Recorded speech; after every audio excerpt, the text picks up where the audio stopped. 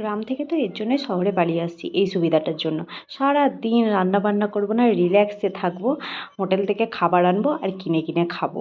এটার জন্যই তো গ্রাম থেকে শহরে চলে আসি, তাই না বলো? Hello friends, welcome back to my channel. কেমন আছো তোমরা সকলে? আশা করি সবাই খুব ভালো আছো, আমিও খুব ভালো আছি।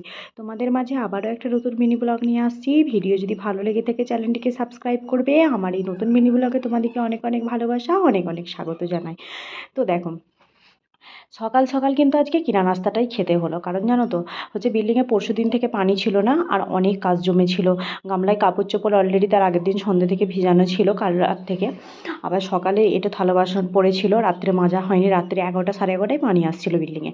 তো সেই সব কাজগুলো সকাল থেকে কমপ্লিট করে এক গামলা কাপড় চোপড় কেচে আমি আর সত্যি কথা বলতে রান্না করতে পারিনি। আর ও বললো যে চাপ নিও না, আমি হোটেল থেকে আজকে খাবারটা কিনে আনছি, 10টাটা ওইটা খেয়েই আমি কাজে যাব। তো ও চিত্তরনা খেয়েছিল, 1 প্লেট চিত্তরনা এনেছিল, আর 1 প্লেট ইডলি এনেছিল, যেটা মা আমি এতে খেয়েছি।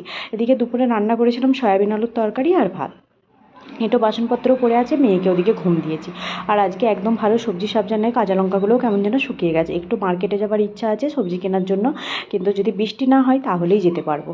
আবার দেখো, এদিকে ও দুপুরবেলা খেতে এসে একটা পাকা আনারস এনেছিল। আসলে আগেতে যে আনারসটা এনেছিল কাঁচা, এই একটু একটু হলদে হলদে পাক ধরেছে, তারপর ভালোভাবে পাকেনি যে খেতে পারবো, তাই আনারসটা আমি কাটতে বসে গিয়েছিলাম। আর এদিকে মেয়ে ঘুম হচ্ছে, সেই ফাঁকে আমি কাটাকুটি করে রেডি রাখছি। আনারস খাবো কি, খাওয়ার থেকে তো কাটার ঝামেলাটাই বেশি বলো। আর আমার তো খুবই ঝামেলা লাগে আনারস কাটা। আনারস কাটতে গেলে মনে হয় চায়নার মেয়েদের মতো যদি আমার হাতের কাজটা হতো, ওরা এত সুন্দর আনারস বা ফলগুলো কাটে, দেখলে মনে হয় ওদের হাতগুলো এই টাইমে পেয়ে গেলে খুবই ভালো হতো। তো আনারস সেই এই চোখগুলো ফেলা হচ্ছে আমার সব থেকে কষ্ট লাগে, কি বলবো।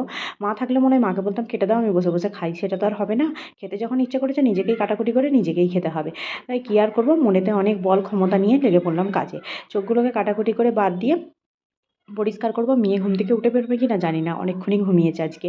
আর এদিকে দেখো, তোমাদের সাথে একটা কথা আমার শেয়ার করা হয়নি, জানো তো, আমাদের বাড়িতে এত তেলাপোকা হয়েছিল, ও ফ্লিপকার্টে 2 মিনিটে অর্ডার দিয়ে কালা হিট কিনেছিল। তো সেটাই এ রাত্রে, মানে দুদিন আগে না, আমাদের রুমটাতে পুরো স্প্রে করেছিল। করার পর আমার এত কাজ বেড়ে গিয়েছিলো যে ধারণার বাইরে।